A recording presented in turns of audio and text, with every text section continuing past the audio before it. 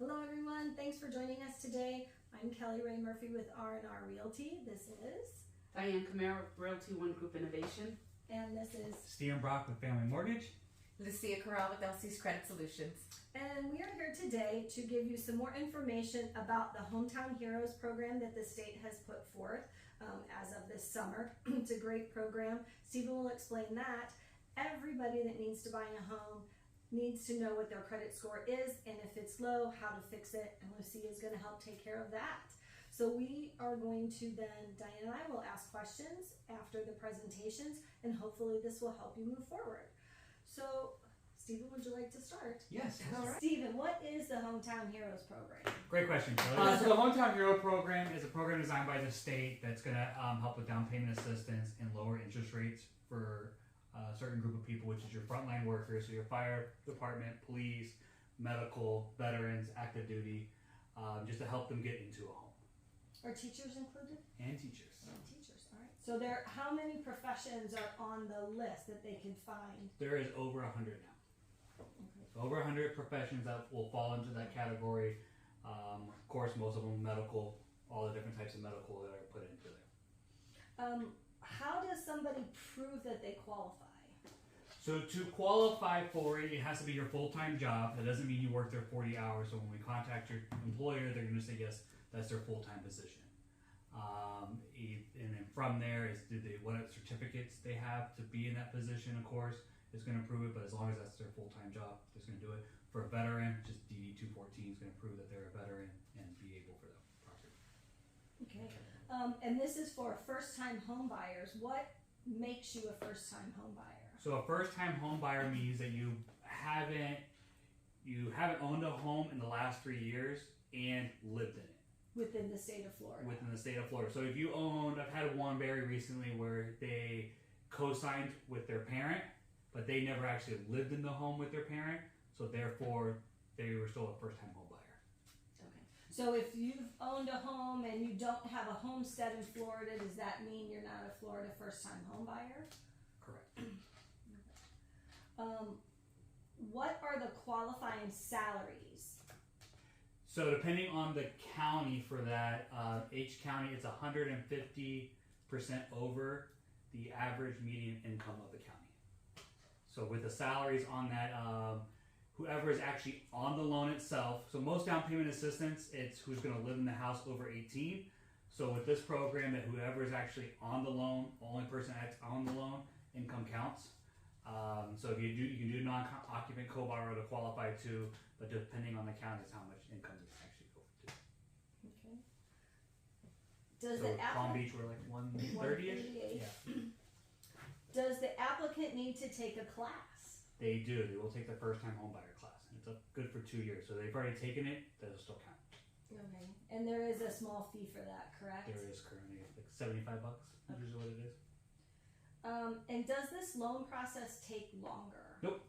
It doesn't take any longer. What's actually happening on the back end is once we close on the house, the state is actually providing the money back to the company. So therefore, there's not us sending it to the state coming back with the money. Here's the guidelines that the state has set. We follow those guidelines, close the loan, and then they replenish the money back. So speaking of money then, how much is left in the program? About $68 million. We're not even. Of the 100 million Yes. allocated? So we're in November now. We've been about 5.5 months through. We haven't even really tapped the surface of it yet. Mm-hmm. And that's money, not money that has closed. It's money that's been already allotted. So some of these people haven't even closed. They've just been allotted the money already. Okay. Is this free money? It is not free money. So they will pay it back. It's free in the sense that you don't pay interest on it. So it'll be a second loan on your home. What will happen then is whenever you refi or sell the home, even if it's within in the next 30 years, you will owe back whatever is in there. So whatever you borrow from the state is what's going to be back. So the benefit of it is, even if you don't need the money, is there's less closing costs with it. The interest rate is lower than the market rate, so it helps you on that sense of it. And there's less doc stamps, anything that the state and the county is going to collect. There's less fees because they're not going to pay themselves those fees that they're helping you pay for. Okay. what do you recommend people do to get ready or to find out if this is the program for them? So for this part, they have to hit a certain credit score. They have to be over 640 on their credit scores. To talk to only certain loan officers are actually able to provide this, because there's certain fees that cannot be put on there that certain loan officers do. So it has to be a preferred lender through the state, and then there's credit scores got to be at 640. Okay. The one thing I learned in taking the class and being registered with the state is you do not need to have a realtor that is registered with the state, although obviously preferred. But you do have to have a lender that is registered with the state for the program. You can't just go to any lender, correct? Correct.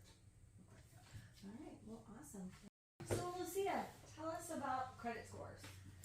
So your credit score is factored very differently depending on what you're applying for, whether you're applying for a mortgage, if you're applying for a vehicle, a credit card, and there's actually different scoring modules that you've probably already heard of. So there's a FICO score and there's a Vantage scoring system, which are completely different and factored in very differently, which may be why you see a fluctuation in your scores. What else do credit scores affect?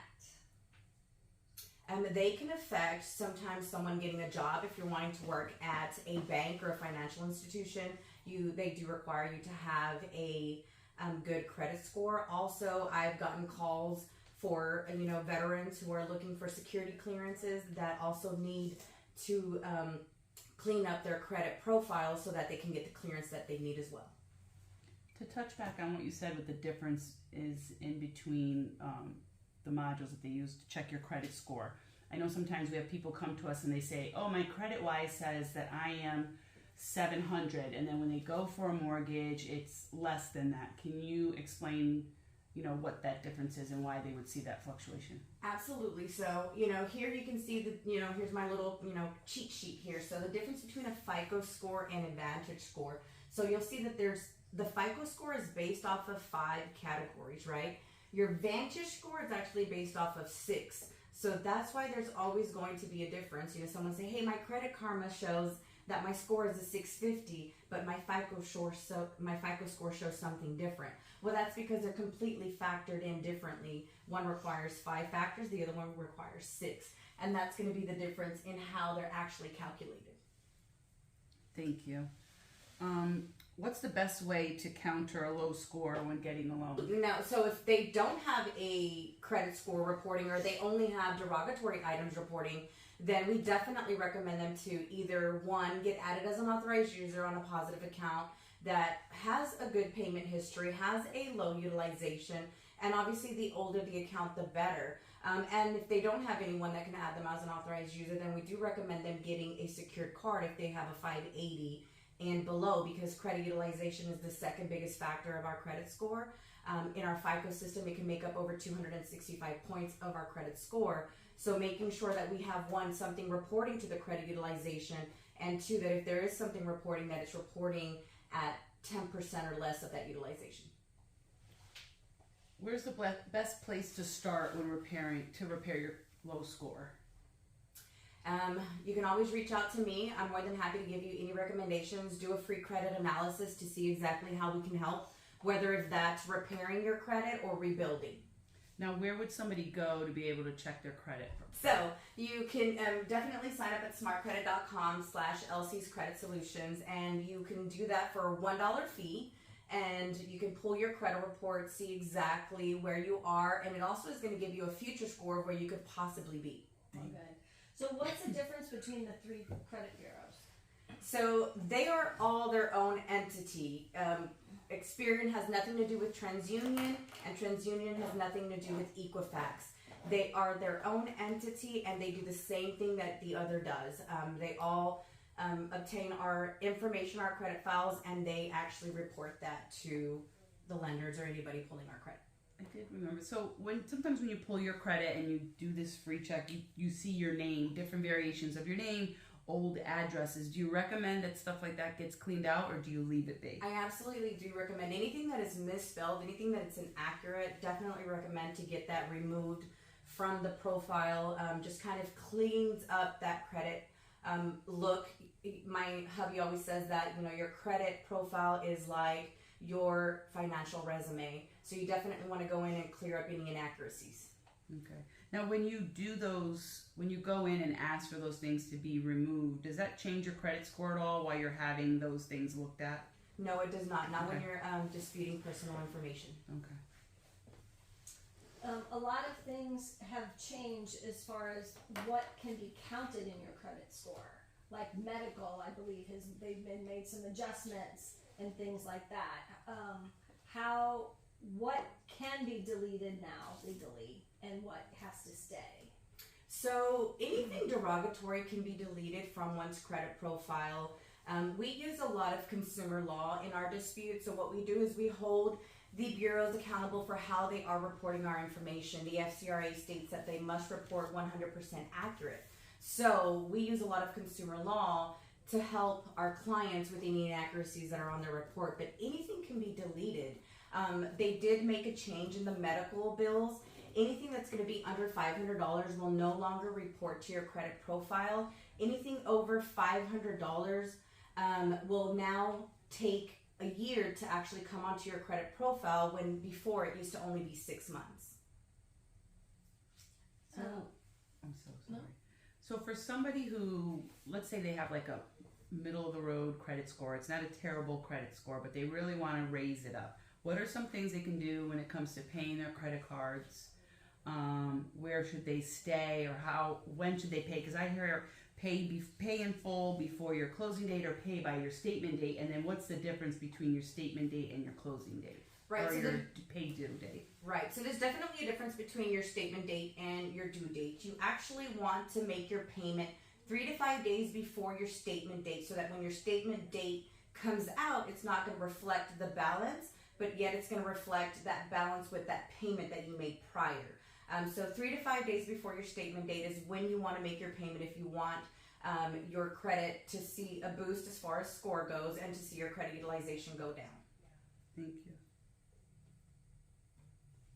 What about student loans? Student loans, they are in deferment right now, so we are having so much luck eliminating late payment history, especially if it was during the COVID-19 forbearance time.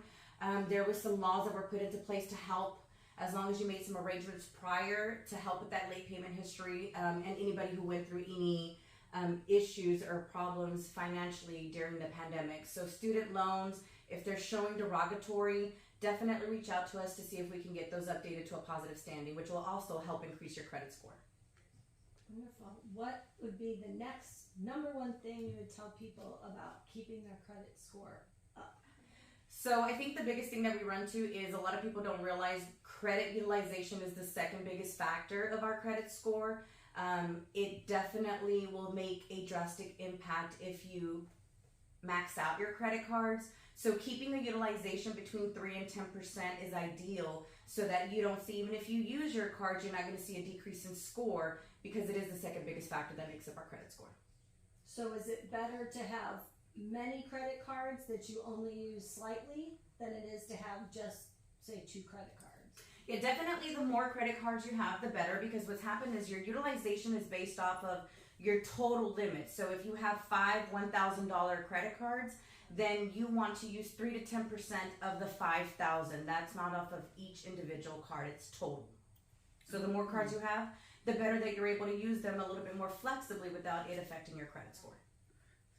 So some people will cancel their cards or close their cards. How does that impact your credit? Very, very, very bad. Closing an account can definitely decrease your credit score, because now you're no longer able to factor that account into your score. So even if you do not use your credit cards, do not close them. Leave them open. If you do not want them to close out on their own, you can make a purchase every 3 to 6 months so that the account remains open. What do you do if let's just say a store closed the account on you and it reflects negatively?